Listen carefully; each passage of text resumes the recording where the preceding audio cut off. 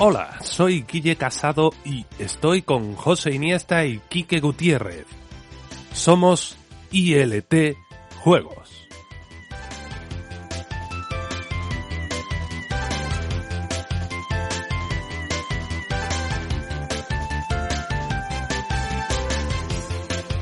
¿Qué ha pasado? Pues que Sonic es un personaje demasiado grande para que cupiese en una sola hora y va a ser el primero de lo que esperamos que sean muchos programas. En este caso, muchos programas extra. Algo que, bueno, pues bastantes de vosotros ya nos habíais pedido en más de una ocasión. Y esta es nuestra respuesta. De este modo, será el erizo de Sega, al que le tenemos mucho cariño, el que abrirá para nosotros, pues, esta nueva etapa. En el programa principal, el no extra, abordamos algunos temas y curiosidades interesantes y citamos los títulos más significativos de Sonic. Y hoy vamos a cortar mucha más tela. ¡Comencemos!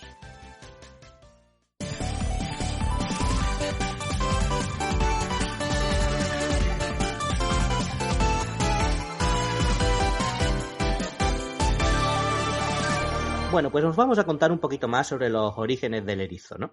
Si recordáis, en el programa principal os contamos que los orígenes de Sonic y también de su archienemigo y villano Robotnik, pues surgieron en un concurso interno en Sega. Pero bueno, ¿y qué pasó con Tails, no? El zorro de 2 colas que es el mejor amigo de Sonic. Bueno, en los juegos, porque ya sabemos que en la peli es un humano. Y zorrito que no corre tanto como él, pero que a cambio vuela, que no es poco. Pues también surgió en un concurso interno similar posterior, pero esta vez de carácter internacional. En el 92, el diseño de Yasushi Yamaguchi, basado en Kyuubi no Kitsune, que es el zorro de 9 colas de distintas mitologías asiáticas, que luego harían famoso en Occidente, pues Naruto, entre otros, pues ganó esta nueva competición de Sega, aunque él le puso de nombre Miles Prower, que era homófono a la pronunciación inglesa de miles per hour, millas por hora. Lo que pasa es que el Sonic Team pues le impuso que el personaje se llamara Tails. Finalmente Yamaguchi solicitó que Miles fuese el nombre real del zorrito y así el nombre de uno de los personajes más inteligentes del universo de Sonic, capaz de construir incluso una avioneta él solito, pues se quedó como lo conocemos, Miles Tails Prower. ¿Y qué hay también de Knuckles nudillos en español? El famoso y fuerte Kidna rojo que conocimos en Sonic 3 y que protegía esta Master Emerald, ¿no? Pues su creador fue Takashi Yuda, pero el origen del personaje en esta ocasión fue algo distinto, ya que surgió durante la creación de este Sonic 3 precisamente, mientras se buscaba un antagonista o un nuevo rival para Sonic. Y llegó tras una docena de diseños basados en distintos animalejos, es decir, que hubo curro ahí, pero con un objetivo claro en mente, el cual se reflejó por supuesto en esos, entre comillas, nudillos con pinchos. El personaje tenía que ser capaz de romper paredes.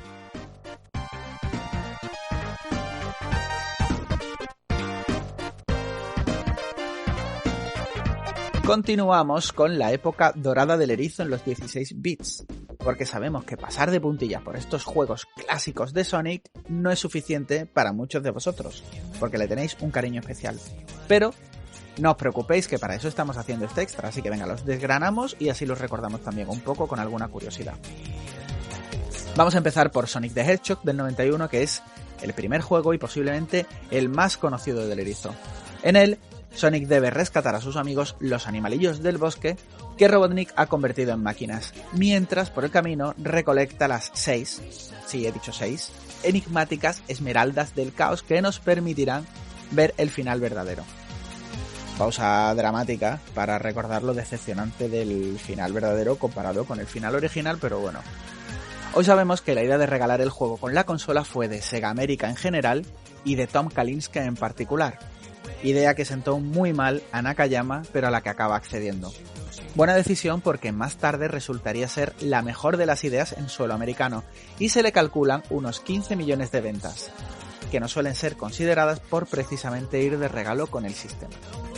Es importante reseñar la autoría del a veces conocido como tercer padre de Sonic, después de Oshima y Naka, Hirokazu Yasuhara, diseñador del juego y de los niveles, a quien le debemos la autoría del sistema habitual de fases de los Sonic clásicos. y que accede al equipo para supervisar precisamente a los otros dos que tienen menos experiencia que él. Y también me vais a permitir hacer una mención especial a su eterna banda sonora creada por Masato Nakamura, integrante de Dreams Come True, una de las bandas de pop más populares del momento y que realiza con apenas unos pantallazos de las primeras betas del juego. Realiza esta genial y fantástica banda sonora solo con unos pantallazos. Y eso que al parecer tenía nula experiencia creando bandas sonoras de videojuego. Una cosa más, podemos decir sin temor a equivocarnos que el primer Sonic es un juego eterno que ya se aloja en algunos museos como una de las piezas importantes de arte del mundo del videojuego.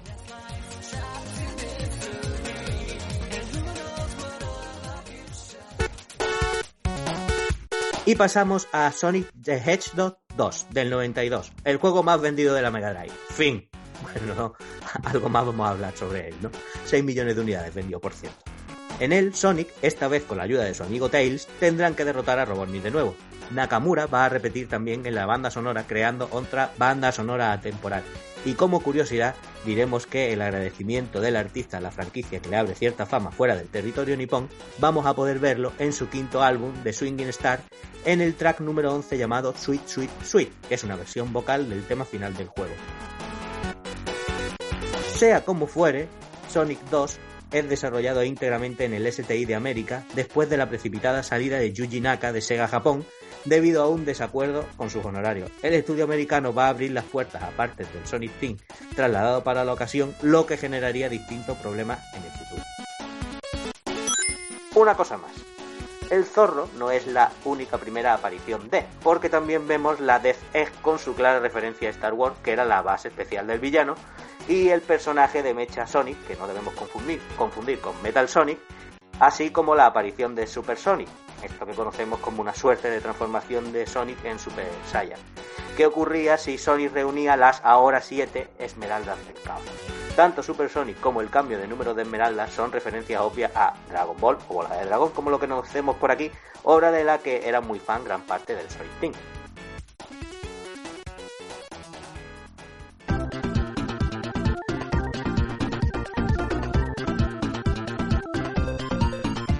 Sonic the Hedgehog 3, el juego lanzado en el 94, pues bueno, es el siguiente título en el que nos toca hacer parada.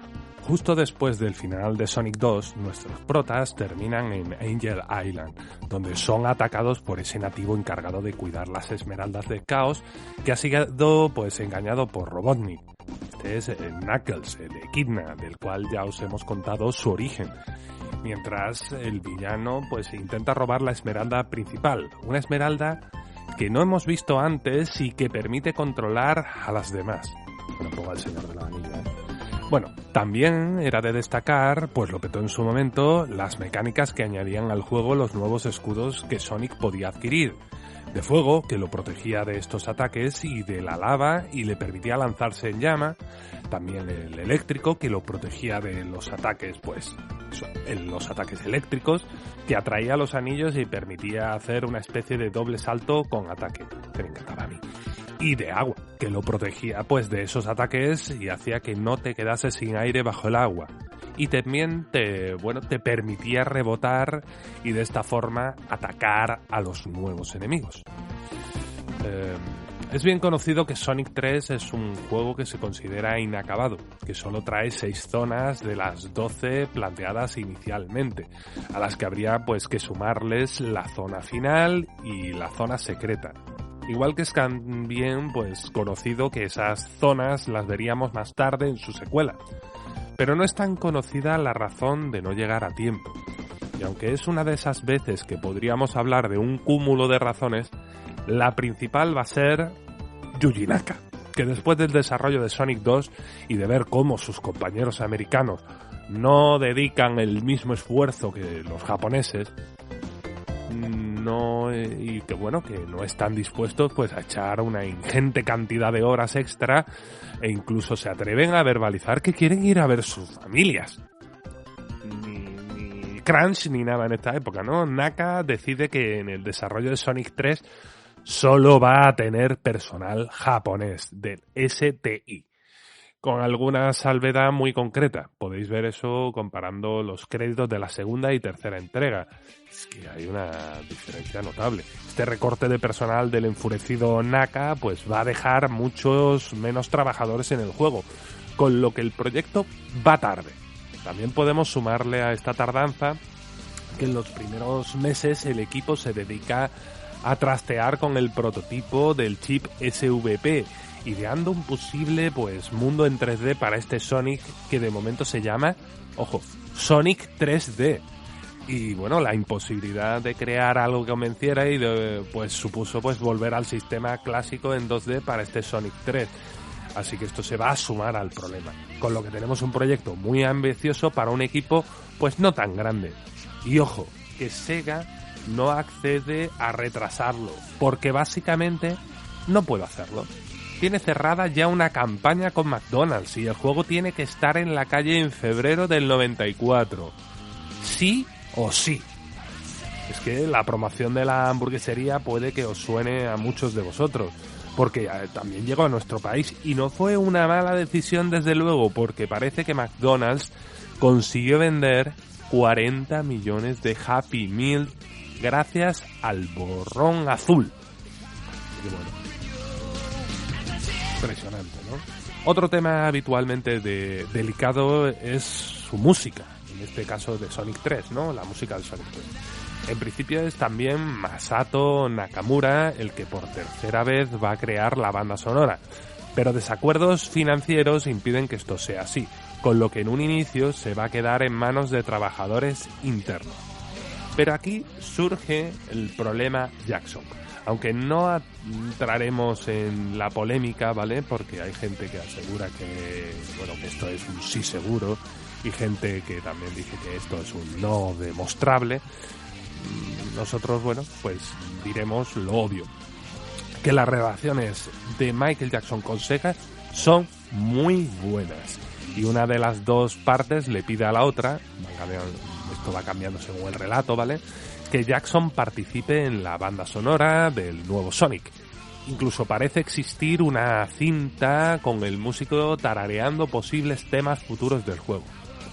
Hay versiones que dicen que Sega no podía utilizar esa música por problemas discográficos, y otras que dicen que Jackson va a terminar desencantado del chip Yamaha de la Mega Drive. La realidad es que el músico no va a tener la autoría de la banda sonora y en su lugar va a colocar pues a los habituales colaboradores suyos, con lo que muchas canciones suenan muy parecidas. Y es que podéis ir a YouTube y hay decenas de comparativas. Tanto si es así como si es no, y ya hemos dicho que aquí no vamos a entrar al barro en esa polémica, ¿vale? Diremos que las constantes evasivas del Sonic Team sobre el tema, pues sumado a algunos cambios de su banda sonora a su paso por PC, más las repetidas ausencias del título en los refritos de Sonic, todo esto después del fallecimiento de Jackson, no hacen más que alertar a los conspiranoicos del tema. Pero también nos podemos olvidar pues de que se lió con Jackson al final, ¿no? Y que el hecho de buscar una desvinculación de él también tendría su sentido. Sea como fuere. Es injusto decir que Yako y los suyos son los responsables de esta banda sonora, porque vemos en los créditos pues figuras tan importantes en la compañía como Sachio Ogawa, Tokuhiko Uwabo, que firmaba BO, o un jovencísimo Jun Senoue, que es su primer proyecto del Sonic, pero que va a convertirse a partir de Sonic Adventure en una de las principales figuras de la música del erizo. Y hablando de jóvenes, también es el primer proyecto donde participa Takashi Iizuka, que va a ser la figura central de Sonic Adventure y el futuro líder del Sonic Team. Una última cosa más.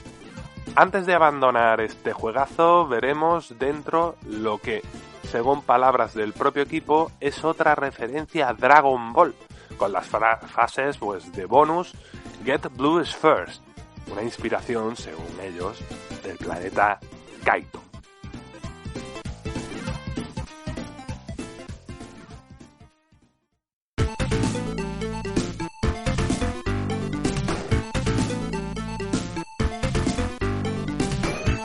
pasamos a Sonic & Knuckles del 94.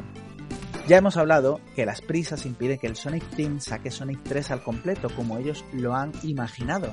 Así que deciden inventar algo en su secuela, deciden inventar lo que yo no sé a día de hoy si lo llamaríamos un DLC grande, en otro tiempo lo hubiéramos llamado expansión, pero ellos inventan un cartucho con tecnología Lock-On, que lo llaman, que es un cartucho que tiene encima una ranura de cartuchos y que te permite poner otro encima. Poniéndole Sonic 3 vas a poder tener el juego completo, que ellos han llamado Sonic the Hedgehog 3 and Knuckles.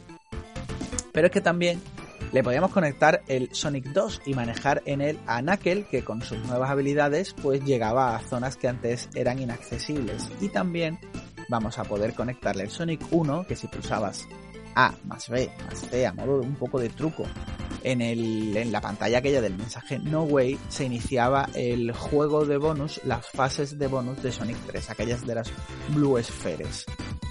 ¿Se podían enganchar otros cartuchos que en teoría no eran compatibles? Pues digamos que sí, es verdad que el comportamiento cambiaba con algunos de los más raros, pero lo más normal era tener acceso a una fase exclusiva de cada cartucho de este juego de bolas, de este Blue Spheres. Dejando el tema del Lock-On y volviendo al Sonic & Knuckles, en él, Sonic y Tails, con la ayuda ahora de Knuckles, obviamente, que ahora sabe de las intenciones de Robotnik, tendrán que impedir que el villano obtenga finalmente la Esmeralda Maestra. Las ventas de algo más del 1.000.000 de cada entrega por separado de este Sonic 3 y de este Sonic & Knuckles siguen sin rozar las fantásticas ventas de la segunda entrega, con lo que en Sega empiezan a entender que la fórmula de Sonic se agota y que hay que ir explorando otros caminos. En nuestra opinión personal, nos parece que es muy duro baremar el éxito de distintas entregas posteriores de una saga comparándolos con su título de más trascendencia. Veríamos a Mecha Sonic transformarse en Super Mecha Sonic y sería la primera vez que si teníamos todas las esmeraldas accedíamos a un nivel secreto que sería ya seña de identidad en multitud de juegos futuros del erizo. Y hablando de transformarse, aquí ya no es solo Sonic el que puede acceder a una forma invencible tras obtener todas las esmeraldas y convertirse en Super Sonic, que bueno, desde luego es el más mítico. Tails y Knuckles también lo van a poder hacer con distintos efectos gráficos. Una cosa más. Si habéis visto la película de Sonic y os ha dado curiosidad por conocer el mundo de hongos en el que el protagonista planea escapar, aunque luego no sea él quien termine allí, podéis recorrerlo como primer nivel de este juego, Mushroom Hill Zone. Mega Drive va a tener otros juegos del erizo, por ejemplo Sonic Spinball. Sonic Spinball son dos cosas. Es un juego de pinball con Sonic como protagonista, pero también es lo que hacían los compañeros americanos del STI que Naka había desechado a la hora de crear Sonic 3. Sega quería un juego de Sonic para la campaña de Navidad del 93, porque recordemos que Sonic 2 es del 92 y Sonic 3 es del 94. Y les piden que realicen algo sencillo, algo que puedan hacer ellos solos sin el equipo de Naka. La sorpresa de este juego, recordemos, hecha para rellenar esa Navidad sin el Sonic Team y con mucha desgana por parte del equipo americano, es que va a venderse más que bien, comparándose en ventas en los futuros proyectos del Sonic Team, Sonic 3 y Sonic y Knuckles, junto con ese Sonic Spinball, los tres van a vender alrededor del 1.000.000 de copias, más o menos lo mismo, lo que supone un alivio para los americanos y un poco de desasosiego para el equipo de Naka. Sonic 3D es el juego de Traveler Tales, que son conocidos a día de hoy por multitud de juegos de Lego, con perspectiva isométrica en plena moda de juegos en 3D, muy apaleado en la época por no ser un Sonic convencional, pero que a día de hoy es bastante querido por los fans. Y para terminar, el Dr. Robotnik Mean Bean Machine, una versión del Puyo Puyo, un juego de 1991, con los sprites cambiados para que los personajes principales fuesen Robotnik y sus secuaces.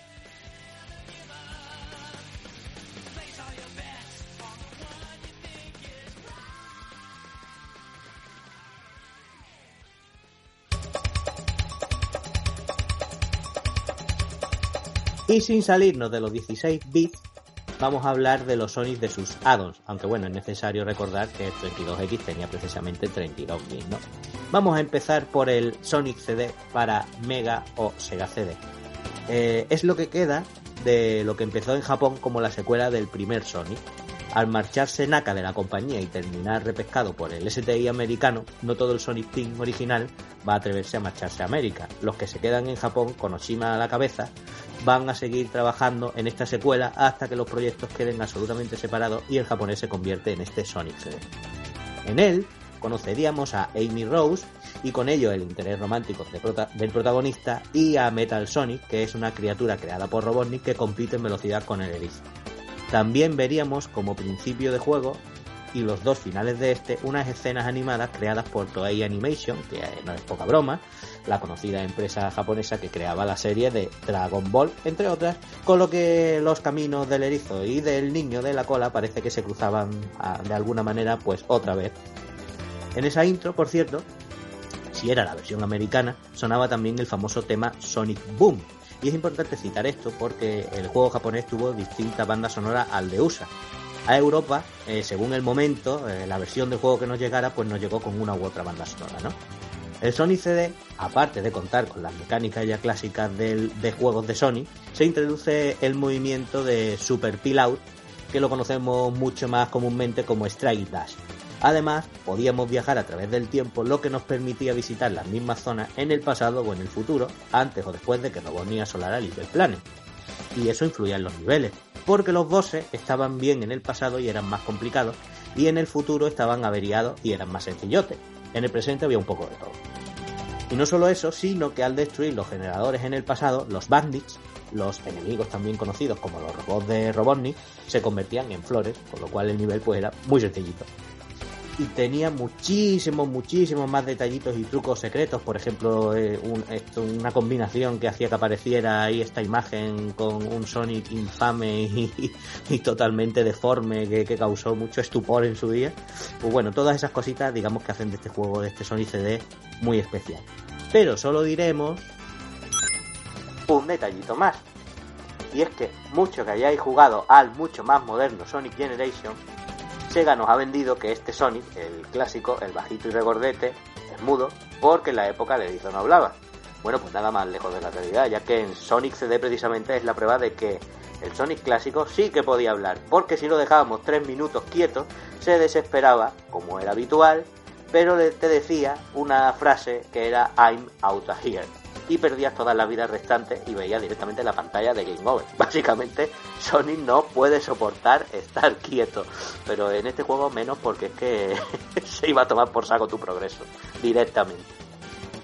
Y de un addon, pues saltamos al otro. Porque en el 32X tuvimos Knuckles Chaotix o Knuckles Chaotix, que se basó en la jugabilidad de un prototipo de juego de Sonic que nos llegaría a los aficionados con el nombre de Sonic Crackers, en la que los dos personajes estaban unidos de alguna manera de forma magnética por dos anillos entre ellos, ¿no?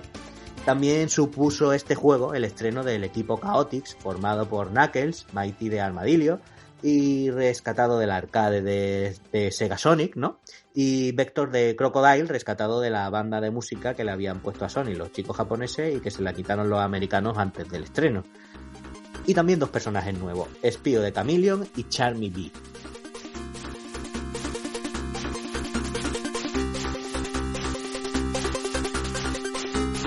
Contemos algo más también de los Sonic de 8 bits. Ya adelantamos algo, pero los fans no se ponen muchas veces de acuerdo en saber cuál era el mejor Sonic 1, el de 16 bits o el de 8 bits. Pero es que el 2 de 8 bits también fue muy bueno. Bueno, pues empecemos por lo básico y muy importante. Los Sonic principales de los 8 bits no fueron hechos por el Sonic Team. El Sonic 1 de Master System y Game Gear no eran exactamente iguales y tenían algunos cambios, por ejemplo, en los niveles. Algunos de estos cambios eran derivados de las limitaciones de la portátil, pero otros no. Una cosa más. En este título no podíamos recuperar anillos si nos daban, pero a cambio tampoco podíamos morir aplastados.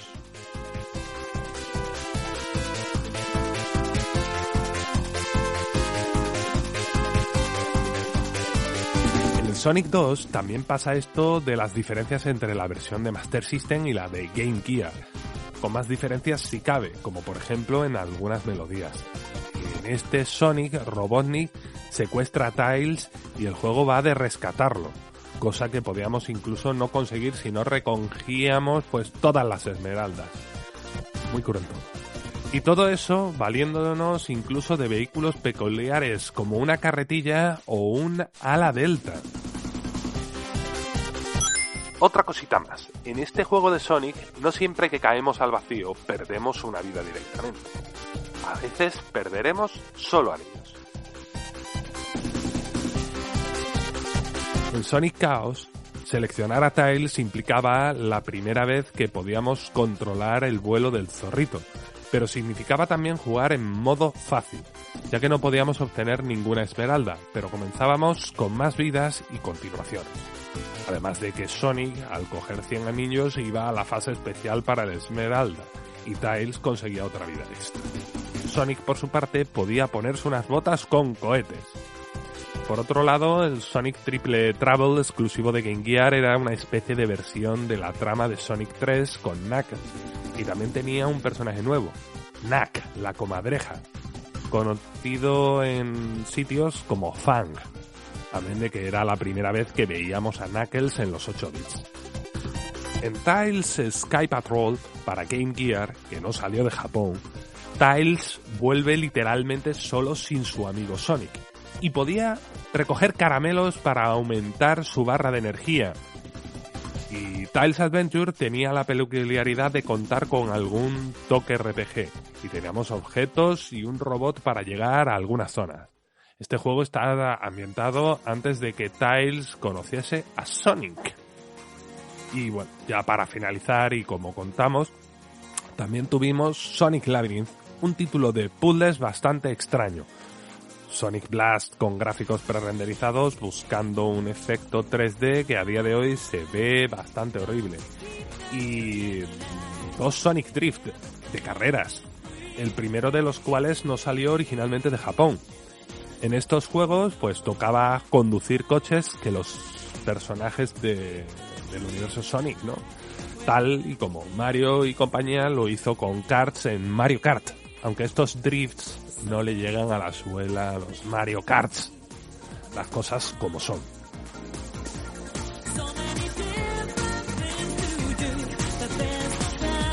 Bueno, y aquí podemos hablar en plata. Sega no explotó al erizo, lo prostituyó directamente. En la radio hablamos del periodo del erizo dedicándose al oficio más viejo del mundo. Obviamente era una manera de decir que Sega pues prostituyó al erizo todo lo que pudo y lo paseó en sus buenos años por cualquier producto que quisieran vender. Llámalo explotar la franquicia, exprimir al erizo, la gallina de los huevos de oro, da igual, ¿no? Sea como fuere, Sonic era el yo-yo de moda y había que sacarle hasta el último cuarto. Y repetimos que podéis buscar toda esta etapa oscura en YouTube porque es brutal, ¿no? Tuvimos juegos a este respecto pues que salieron bien. Nosotros señalamos en el programa principal el Sega Sonic the Hedgehog, pero el extra que estamos haciendo ahora está precisamente para todo lo que se nos cayó del programa de radio, y eso significa también los peores y más raros juegos del o con el erizo, como por ejemplo el Sonic Eraser, que era una especie de Columns muy oscuro para el Sega Meganet, que era el modem de la Mega Drive, ¿no? También tuvimos el Wacky Worlds, un título educativo para niños, el Sega Sonic Cosmo Fighters, un juego de nave. Allá hablamos del Waku Waku Sonic Patrol Car, un juego donde Sonic era un policía que mantenía el orden en las calles con su coche. Sí, es lo que estáis pensando. Era el Sonic Torrente apatrullando la ciudad.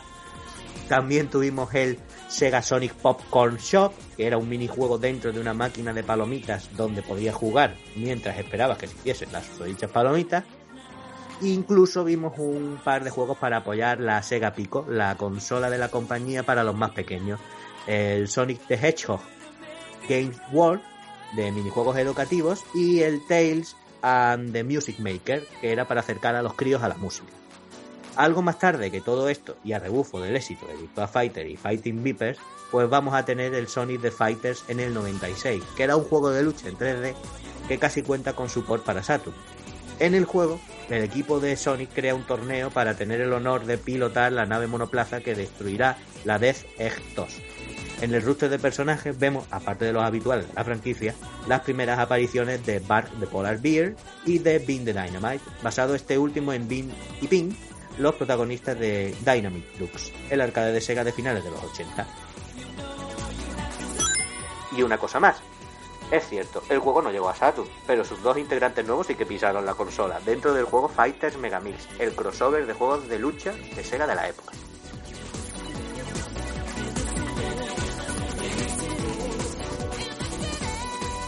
Ojo que vienen curvas, vienen las curvas habituales de la Sega Saturn. ¡Ay, nuestra Sega Saturn!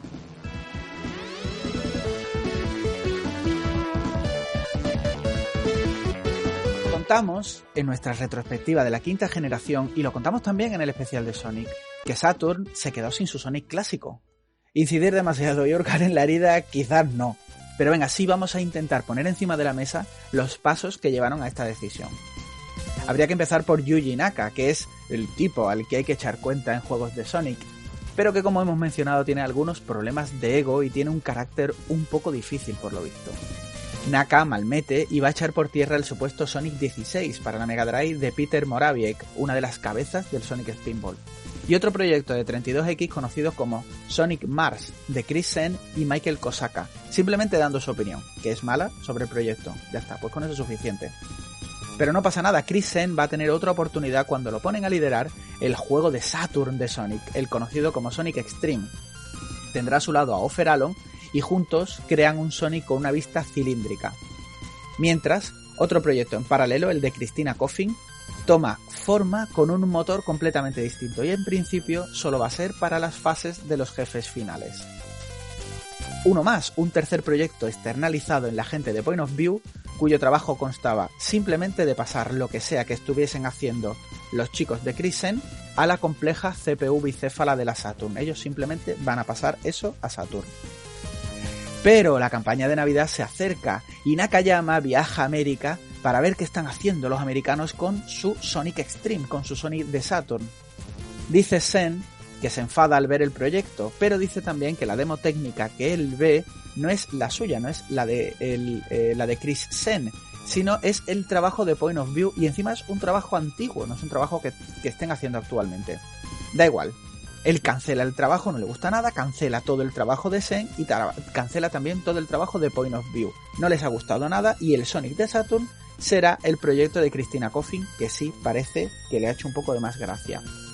O ese era el plan, porque daos cuenta, estamos a marzo y lo que Coffin tiene es un motor solo para los jefes finales y es imposible que se construya el juego con un motor que encima está sin testear. Aunque si la compañía le ofreciera un motor testeado, las cosas podrían cambiar.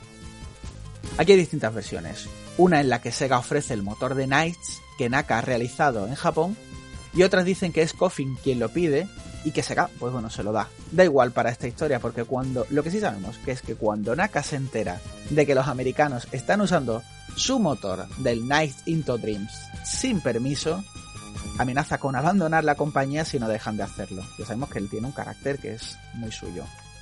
Efectivamente Sega accede, con lo cual el motor se acaba retirando para este Sonic Extreme, con lo que Christina Coffin, sin motor y sin proyecto y con la fecha cada vez más cerca, le afecta muchísimo su estrés de trabajo, de tal manera que tiene que abandonar el proyecto deprisa y corriendo porque su vida corre peligro. Su situación médica es que su vida corre peligro. No hay ningún proyecto de Sonic viable ni para esa campaña de Navidad ni para Saturn, y se corre el rumor por la compañía de que el erizo no funciona bien en las 3D. Todo está terminado para Sonic, ya está, no ha sabido adaptarse a los nuevos tiempos, eso es lo que piensa todo el mundo. Pero ojo que Naka ha colado a Sonic en su Christmas Night, precisamente pues para esa campaña de Navidad del 96. La expansión de Night, que se regala con la consola y con algunas revistas, no sirve para hacer ventas en una campaña de Navidad, así que se prepara un port para Saturn con cierta prisa del Sonic 3D de Mega Drive, que saldrá pues para esas fechas, para esas Navidades del 96. Así Sega se ha salido con la suya y tiene un juego de Sonic para vender esas Navidades, y Naka, por supuesto, también se ha salido con la suya porque Sonic funciona en 3D. Pero no funciona porque funcionase en el juego isométrico de Traveler Tales, no.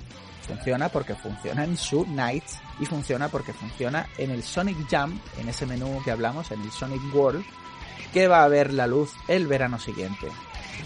Así que ¿cómo funciona? Van a iniciar un proyecto de Sonic en Saturn, efectivamente con Naka esta vez ya, Pero la descontinuación de Saturn va a dar paso a que el proyecto termine en Dreamcast y con un nombre que todos conocemos, Sonic Adventure. Pero la campaña navideña del siguiente año, el 97, sí va a tener un Sonic 1 muy querido por los fans, pero un Sonic de carreras que bebía ahí mucho de la fórmula Mario Kart. Sonic R, desarrollado por Traveler Tales, que ya habían acometido con cierto grado de éxito su Sonic 3D, ahora vendrían a ofrecernos un juego de carreras. Nadie sabía cómo iba a ser ese juego de Sonic en 3D que estaba haciendo Naka, pero los Sonic Drift ya habían demostrado que como juego de coches funcionaba y que en esta ocasión Sonic no iría en coche, sino iría corriendo de manera supersónica. Mención especial merece para mí su banda sonora, que es muy querida también por los fans y es la primera en ser íntegramente vocal, que no es poco. Aparte, el juego cuenta también con las primeras apariciones de Metal Knuckles y Tails Doll. Una cosa más. En Sonic R, la R del título, que viene de Racing, como indica una de las canciones, es importante, ya que los 5 circuitos que tiene el juego, todos van a empezar con la letra R. Resort Island, Radical City, Regal Ruin, Reactive Factory y Radiant Emerald.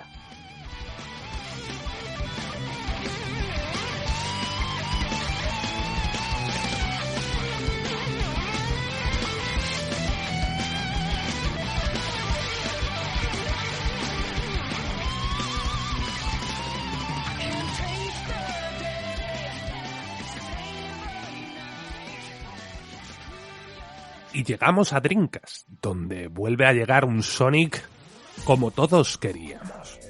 Como ya hemos dicho, el Sonic Team se encontraba trabajando en un juego de Saturn del erizo, que acabaría pasando a la siguiente consola de la compañía. Y es en Dreamcast donde veríamos el resurgir de la mascota de Sega. Sonic Adventure, el juego más vendido de Dreamcast, era el estreno de Sonic a los mundos 3D. Y la vuelta por la puerta grande del erizo. Un juego magnífico que, pese a que cuenta con Yuji Naka, es el primer juego con Takashi Iizuka como director, que se va a convertir en la actual cabeza del Sonic Team y vicepresidente de desarrollo de productos Sonic. ¿Suena? Esto ya lo hemos comentado antes hablando de otro Sonic, el Sonic 1, pero es que ahí Takashi no era el director. Aquí sí va a ser el director.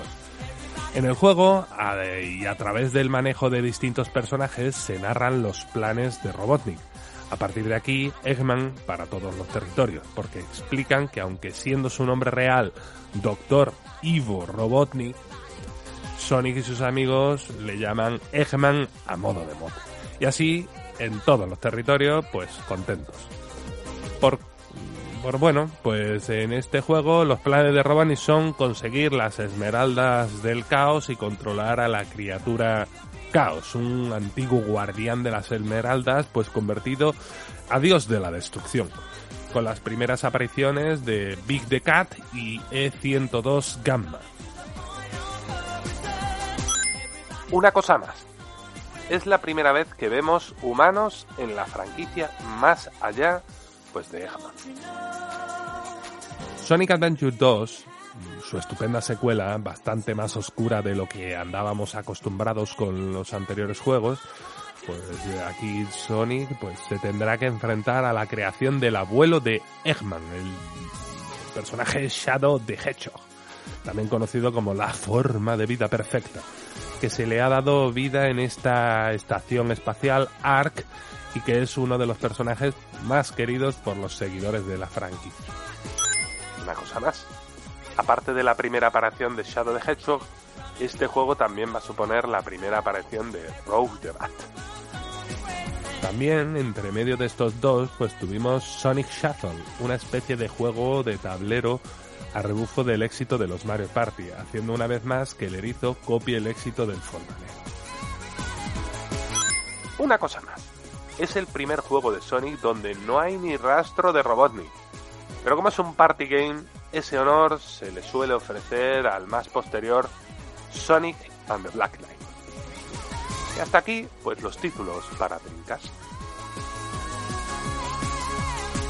Y llegamos al punto donde Sonic se vuelve multiplataforma. Porque sí, se podía prostituir aún más.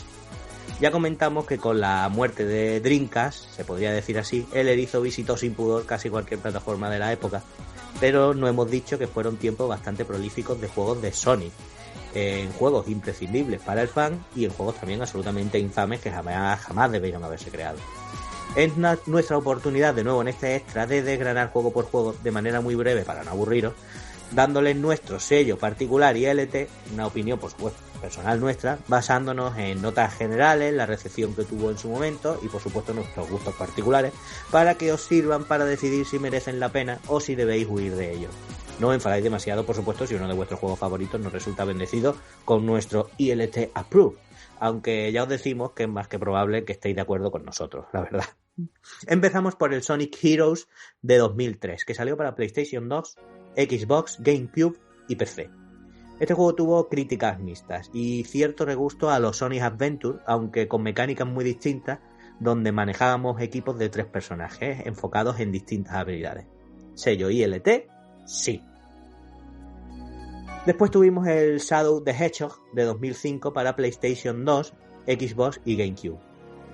Este juego estaba protagonizado por Shadow, la némesis oscura de Sonic y uno de los personajes más queridos por los fans de Sonic, ¿no? De la franquicia. Pese a que bebía de mecánicas del Sonic Adventure, fue muy criticado porque el protagonista, ojo al dato, es que podía portar distintos tipos de pistolas y armas, amén de manejar motos y otros vehículos. Era un intento cutre de hacer más madura la saga y no les quedó bien, la verdad. Así que el sello ILT es un no. Después tuvimos el Sonic the Hedgehog de 2006 para PlayStation 3, Xbox 360. Fue un juego para conmemorar el 15 aniversario de Sonic y el cambio de generación. Un juego que era bonito, que tenía una historia interesante, en la que conocíamos a Silver, un viajero del futuro que había venido para acabar con Sonic, porque en su futuro destruiría al mundo. No sé, de cierto modo me parece un poco a Trunks quizás, ¿no? Aunque bueno, Goku no iba a destruir el mundo, simplemente iba a morir, pero es que venía del futuro. En fin, otra referencia más quizás. Pero el juego, total, por las prisas para salir por el aniversario, va a estar plagado de un montón de bugs y puede llegar a ser incluso injugable dependiendo de la partida con la que te encuentres. La jugabilidad era nefasta, los tiempos de carga insoportables, en fin. Todo eso, súmale además que Sonic tenía un interés romántico humano. Eso no se vio muy bien. Así que todas esas cositas pues lo hacen estar asiduamente en las listas quizás como el peor juego de Sonic, tal cual. Y nuestro sello ILT va por el mismo camino. No y mucho no. Eso sí, poned la historia en YouTube que es bastante interesante. El Sonic Riders nos llegó también en 2006 para PlayStation 2, Xbox, GameCube y PC. Era un juego de carreras de Sonic, pero ojo, esta vez encima de un patín con diseños muy puchis. Tuvo una secuela que fue el Sonic Riders Zero Gravity en 2008 para PlayStation 2 y Wii, pues que era del mismo palo. Y tuvo incluso su tercera parte en Xbox 360 para Kinect con Sonic Free Riders, que se manejaba horriblemente mal. Eso era imposible de manejar con el Kinect. Así que el sello de ILT es no y por supuesto que no. Después nos llegó en 2007 Sonic y los Anillos Secretos a Wii. Primero de una serie de cuentos donde se aprovecha la movilidad del Wiimote para manejar a Sonic en una jugabilidad no bien aprovechada y regulera. Así que el sello de ILT es no. Ya en 2008, un añito después, nos llegó el Sonic Unleashed para PlayStation 2, PlayStation 3, 360 o Xbox 360 y Wii. Digno heredero de las mecánicas del Sonic Adventure, de la que se sabe a día de hoy que empieza su desarrollo como su tercera parte, con mecánicas novedosas añadidas a las clásicas. Por ejemplo, Sonic tiene una transformación en erizo lobo, Werehog, y todo esto con una historia que a un servidor le parece una chorrada grande, como la Death Egg, presentado muy bonito por el novedoso motor gráfico del Sonic Team, el Hedgehog Engine. El sello de ILT es que no es malo en sí, pero a menos que el erizo lobo te caiga especialmente bien, pues no. En 2009, también un año después que este Sonic Unleashed, nos llegó Sonic y el Caballero Negro a Wii. El segundo de la serie de cuentos, ahora basado en las historias artúricas, con mecánicas distintas y casi peor resultado. El sello de ILT es, pues ese, menos que el otro. En 2010 nos llegó también para Wii y Nintendo DS el Sonic Colors, o Colors, según la región, donde Sonic conoce a los Whips, con mecánicas 3D y 2D, un juego donde podéis ver a los fans divididos, pero subjetivamente a nosotros nos parece uno de los mejores Sonic de su época. El sello de ILT es definitivamente sí. Llegamos a un punto curioso y es Sonic 4, las partes 1 y 2 respectivamente, que se lanzaron en 2010 y 2012 para PlayStation 3, Xbox 360, Wii, PC, incluso para móviles. Esta pretendía ser la cuarta entrega de la saga clásica de Sonic y estaba creada por el estudio DIMS, después del éxito de sus versiones portátiles del Erizo, y tenía ciertas reminiscencias de Sonic Rush. ¿Qué es lo que pasó? Que no fue especialmente bien acogido por los fans, no tuvo edición física, el juego vino por capítulos y quizás con unas pretensiones de enumerarse como la cuarta entrega que le vinieron un poco grandes, ¿no? En fin, nuestro sello de ILT es que es un juego decente, pero no. Nosotros también pensamos que la cuarta parte como tal le quedó un poco grande. En 2011 tuvimos el Sonic Generation en PlayStation 3, Xbox 360, 3DS y PC. Fue un juego para el 20 aniversario donde a través de pliegues temporales podíamos controlar al Sonic clásico con sus fases clásicas en 2D y al Sonic moderno, encarnado aquí como el rediseño de Sonic Adventure en fase en 3D. Juntos debían derrotar de nuevo a sus Eggmans que se habían aliado y revisitar niveles clásicos de antiguo Sonic adaptados a 2D o a 3D según el caso.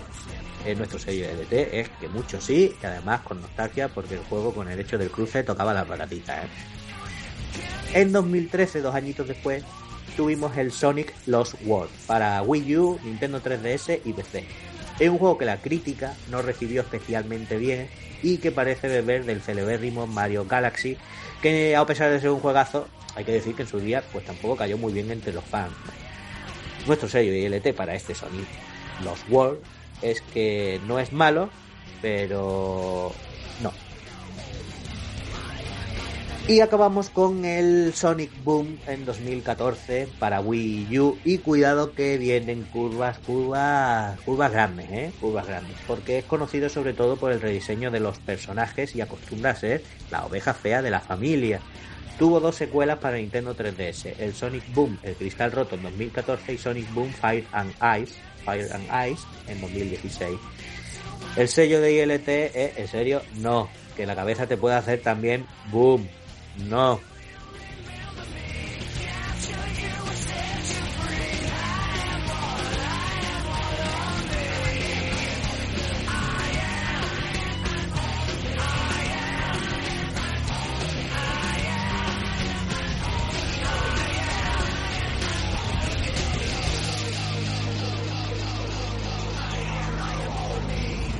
Vamos a pasar a los juegos de Sonic en portátiles y así los vamos desgranando y según nuestro criterio vamos intentando recomendaros los que merecen un poco más la pena y los que no. Empezamos por Sonic Pocket Adventure de la Neo Geo Pocket, que es una especie de revisión de Sonic 2 creado por los futuros integrantes del estudio DIMS. Sello ILT. Pese a que es un juego laureado en su época, ha envejecido para acercarse al no. Seguimos con Sonic Advance del 2001 para la Game Boy Advance, que con los buenos resultados del juego anterior y con el estudio DIMS ya creado, acometen este juego de Game Boy Advance. Con su jugabilidad clásica, es aclamado por crítica y aficionados, empezando en la convulsa época de los Sonic medio malos para consolas de sobremesa, supone un rayo de esperanza para los fans que ven en esta saga los mejores juegos del erizo en la época. Tuvo un port para la N-Gage llamado Sonic N y una serie de secuelas todas bajo el amparo del mismo estudio. Sello ILT, sí. Vamos con el Sonic Advance 2 con su secuela, un juego de 2002 para la Game Boy Advance, prácticamente igual y con las mismas mecánicas que el anterior, pero mucho más grande, mucho más bueno y mejor en todos los aspectos. Sello ILT, sí, mucho sí, muy mucho sí. El siguiente sería el Sonic Battle de 2003 también para la Game Boy Advance, un juego de lucha en 2D del erizo.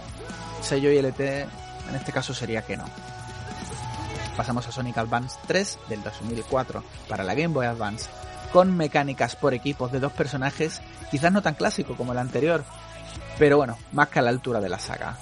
Sello ILT, sí. El siguiente sería Sonic Rush de 2005, esta vez para la Nintendo DS, también creado por el estudio DIMS. usado las 2 pantallas de la consola y todo lo que habían aprendido en la saga Advance, pero mucho más rápido. Sello ILT, sí, y es una guinda perfecta para la saga Adventure, que fue muy buena. Continuamos con los Sonic Rivals, el Sonic Rival de 2006 y el Sonic Rivals 2 de 2007 para PSP. Juegos de carreras, pero con la jugabilidad clásica, donde los personajes compiten por terminar el nivel. Y además puedes competir con un colega. Sello ILT, sí, si vas a jugar multijugador y no para jugar solo.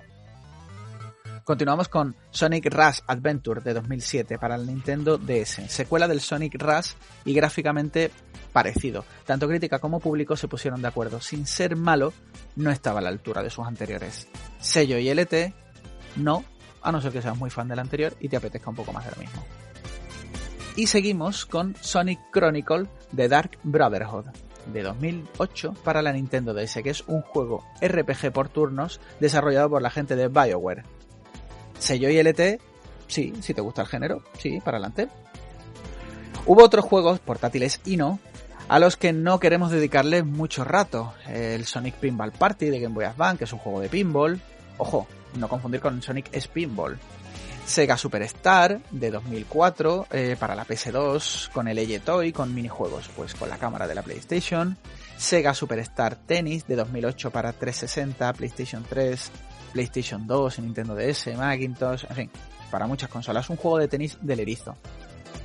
Sonic Sega All-Star Racing de 2010 para PlayStation 3, Xbox 360, Wii, Nintendo DS, PC, que fue el primero de los juegos de coches modernos de Sonic, junto a sus 2 secuelas, Sonic All-Star Racing Transformed de 2012 y Team Sonic Racing, el más reciente de 2019. Y por supuesto hay que mencionar la saga de Mario y Sonic en los Juegos Olímpicos, que empezaba en el 2007 y del cual hemos visto hace poquito su 6ª entrega principal, todos ellos muy aclamados. Sello ILT, algunos sí, otros no, depende de tus gustos, yo qué sé, haz lo que queráis, yo no sé, me estoy liando. Lo que sí podemos decir es que para muchos encontrarse a la mascota de Sega en las plataformas de Nintendo fue considerado el insulto definitivo y la forma más cruel de prostitución del personaje. Algunos no lo han perdonado, otros sí lo vemos bien y vemos que Sonic cuadra perfectamente en las consolas de Nintendo. Yo creo que me muevo más bien en la segunda zona. Ya para finalizar esta parte toca sumar los constantes refritos de la época dorada de Sonic con sus mejores juegos, que a veces son acompañados por juegos posteriores que no son tan buenos. Tuvimos Sonic Mega Collection, Sonic Gems Collection y Sega Mega Drive Collection, todos para PlayStation 2, con alguna versión de GameCube y de PSP según el caso. Tuvimos Sega Mega Drive Ultimate Collection para PlayStation 3 y Xbox 360, Sega Mega Drive Classic para PlayStation 4, Xbox One y PC, o Sonic Classic Collection para la Nintendo DS, amén de otras muchas compilaciones para PC o las ventas de tiendas digitales como Steam. Mención aparte merece la reedición de juegos clásicos de Sonic para iOS y Android, donde podemos jugar gratis o pagando, depende si queremos publicidad, gracias a Sega Age o pagando en las versiones de Switch. Nótese que estos juegos de Switch suelen traer mejoras como filtros o modos nuevos, así que bueno, es un poquito más que lo que vemos en las versiones de móviles.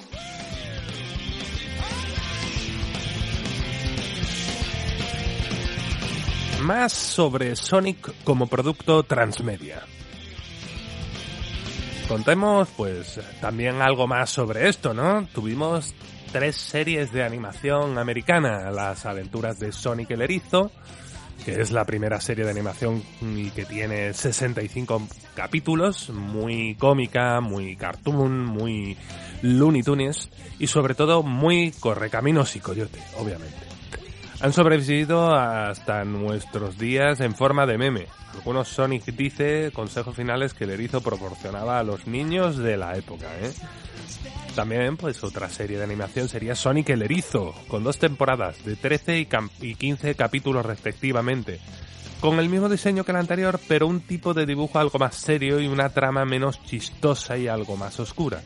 Tanto es así que Robotnik ya no es un incompetente rodeado de incompetentes, sino más bien un dictador tirano. A la serie se la conoce también en USA como Sonic Sat-Am, ¿no? Por emitirse los sábados por la mañana. esta serie sería también el germen pues principal de los cómics de Archie, ¿no? Esta serie de cómics.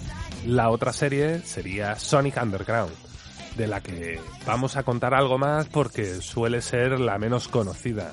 De 40 episodios, nos cuenta pues cómo Sonic y sus dos hermanos, Sonia y Maniac, son los hijos de la legítima soberana al trono de Mobius, que Robotnik ha derrocado.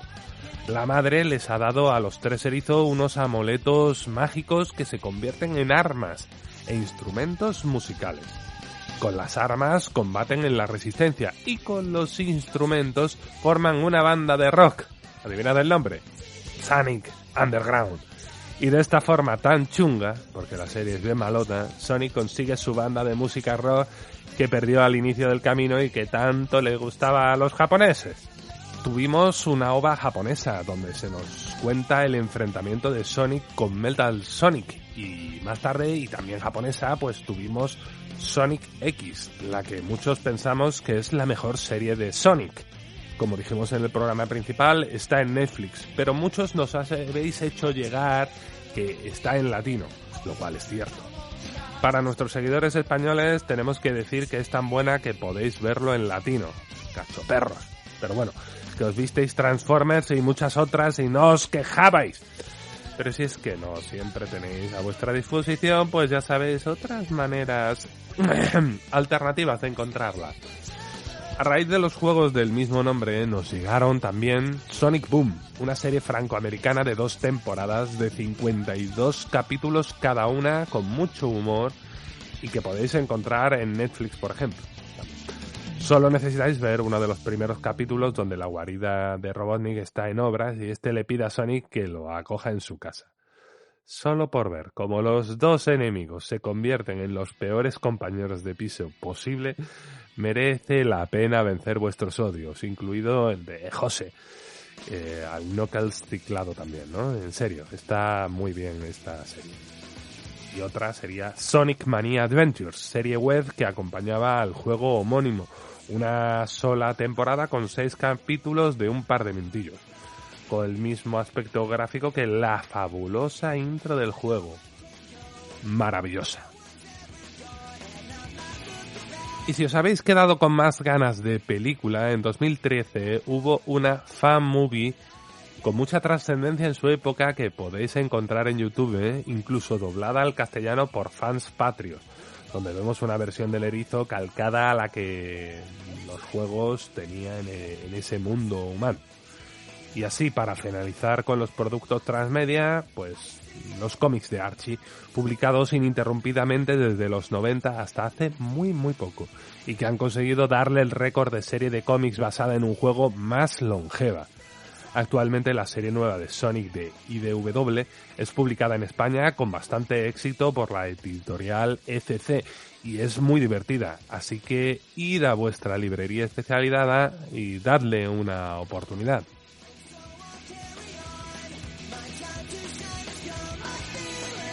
Bueno, y ya toca ir acabando, que no ha estado nada mal la cosa, pero no queremos dejaros sin contaros algo más sobre el Sonic actual. Y es que ya os hablamos de Sonic Mania y de Sonic Forces y vamos a usar este extra para contar de nuevo que si os gusta el erizo y no lo habéis hecho aún, pues tenéis que jugar sí o sí básicamente al Sonic Mania. Concretamente al Plus, que es la versión ya completa que lo tiene todo. Incluso al Sonic Forces darle una oportunidad porque es bastante curioso. También vamos a aprovechar el extra para contaros algunas, y por supuesto no todas, curiosidades más sobre Sonic Mania que harán que lo queráis muchísimo más como nosotros, ¿no? Por ejemplo, la intro animada, si dejas que salga 2 veces, cambia de tema musical y añade efectos de sonido. Y tiene unos simbolitos flotando por el aire, que son los que vemos en las portadas de los juegos de Sonic en Japón.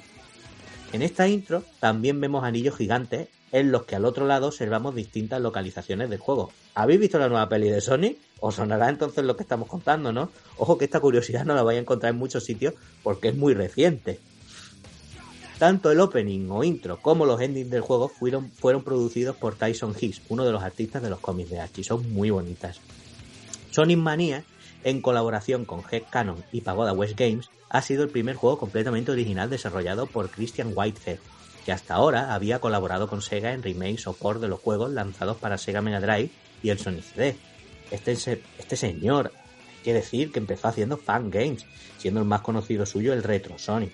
Y esto influye, por supuesto, en el hecho de que algunos vean en Sonic Mania más una especie de hack o fan game de los juegos clásicos del erizo. Sea como fuere, es alguien que sabe mucho de Sonic y así lo ha demostrado.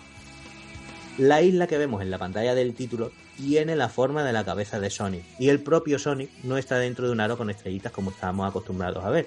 Esta vez esos símbolos que están en el aro son los que vemos alrededor de la cruceta del mando de la Mega Drive. No sé si vais un poco por donde vamos, no hemos pasado de la intro y del título, no hemos empezado a jugar y ya está plagado de cositas y detalles.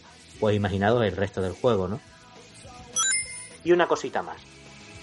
Tal y como dijo Iizuka durante su desarrollo, Sonic Mania y Sonic Force están conectados. Y nosotros vamos a contar cómo. En el final de Sonic, en Sonic Mania, con todas las esmeraldas, vemos cómo el erizo cae en un portal con el Phantom Ruby, con el sonido característico de este.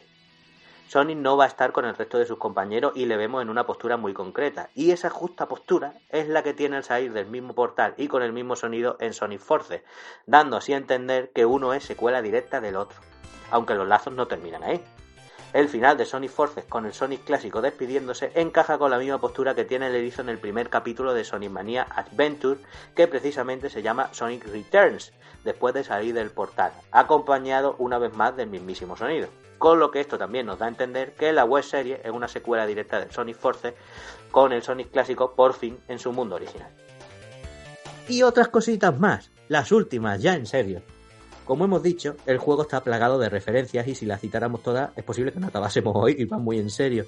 Pero tenemos que hacerlo con dos que a nosotros principalmente nos gustan mucho. Y es que el nivel de Studiopolis Zone está minado directamente de easter eggs y referencias.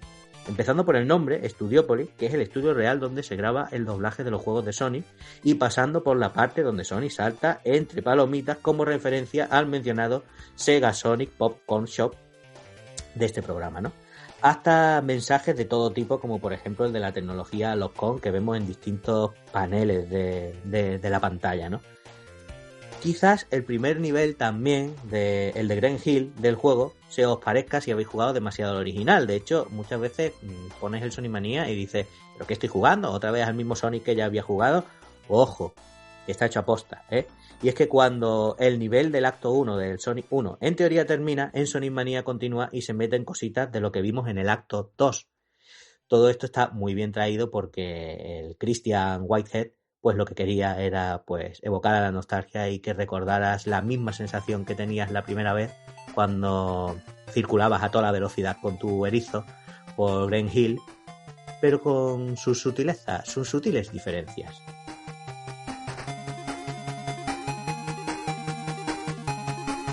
Y aquí acaba nuestro primer extra sobre Sonic, al que hemos llamado cariñosamente Muerte por Erizo, ya que así acabamos los de ILT cuando parimos el guión para este programa, deseando la muerte en manos de este ser azul. No obstante, esperamos por supuesto que vosotros lo hayáis disfrutado. En el fondo nosotros también, pero porque somos así de masocas. Así que bueno, un saludo muy grande, gentes de ILT, y hasta el próximo programa. ¡Adiós!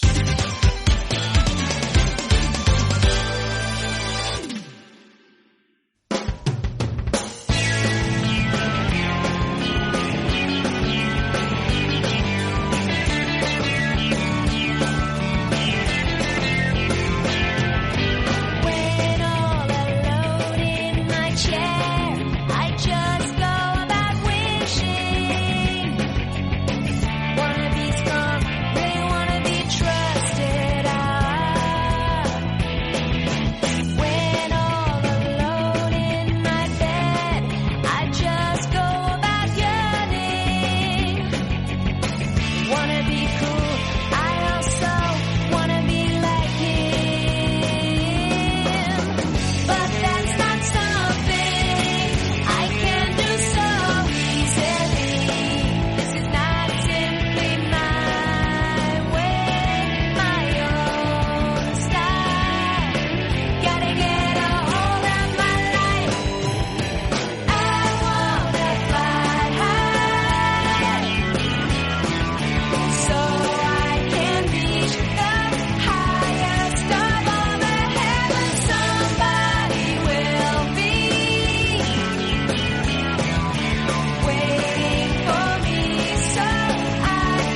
to